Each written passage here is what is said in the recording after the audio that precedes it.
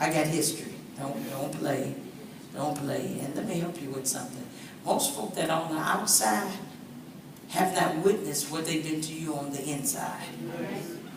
I'm going to say that most folk on the outside have not witnessed the fact, because it's not so much what they teach you, sometimes it's some things that they tolerate. Ain't nobody going to understand that but a preacher or mama. Sometimes you just don't get them because you don't feel like it. Mamas, am I talking right? Sometimes you want to tell them straight up, tell them straight up. But sometimes you just give them that one on credit.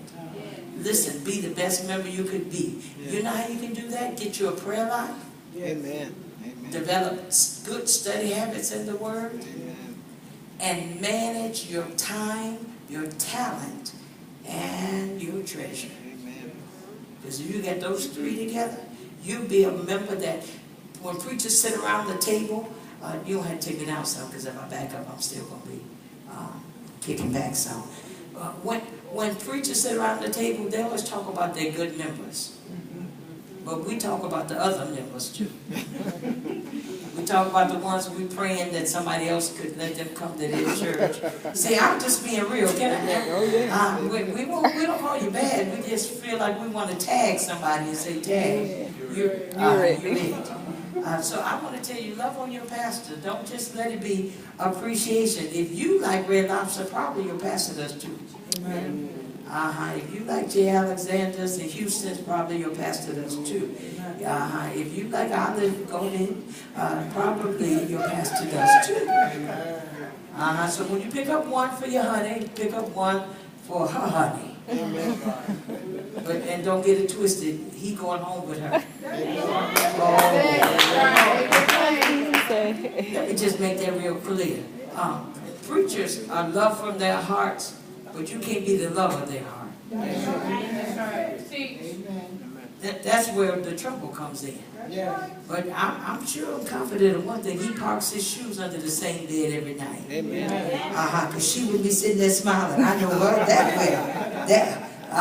Don't fool yourself now. Some things first ladies just grin and bear, but no, that one right there. If he had forgot his address, we probably wouldn't be having no appreciation. I watched them serve. This appreciation, so I can talk about them, can't I? I watched them serve when they didn't have a position as a pastor. Most times, the best leaders come from good servants. That's right. When I would drive and go, and I don't know where I was living then. I was trying to remember that way back when I came to Melbourne.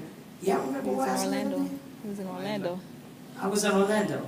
When I drive from Orlando and come over to Melbourne, they were serving their pastors and serving well.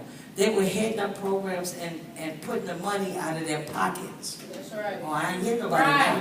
Because most of y'all want to be in position, but y'all don't want to give nothing. Oh, I can preach right there. You want us to pat you on the back and tell you, oh, the flowers look good, but you will be the first one in the office with a receipt talking about, I need my money. It's pastor's appreciation. I want to tell you, I ain't talking nothing that my people are not trying to do. My people are working now. My appreciation not till March. But they said this year they didn't want the monies for the decorations and the food to come out of the money they raised for me. That's right. And that's what y'all said, right? All right, so I'm not telling you nothing. Sometimes, if you got to have a party, you paying for the party. What you say, Paul, it ain't really no party. All right, can I tell you one more thing that Jesus loves, and it's the absolute truth? The best blessing you can be to your pastor is don't be messy. That's the one. Amen. You will add years to his life. Just don't be messy. And don't let anybody else invite you to a messy party. One thing you can't do, you can't talk about my mama and my members. Now, I will cut them up and put them in a food processor and melt them down like they're macaroni and cheese. But you better, I must well say this because I thought it when I was down there. I said, Lord, I've been so hard on this music ministry and they're doing so well today, I feel shame. Amen. But you blessed me today. Amen. Would y'all celebrate the beginning? Amen.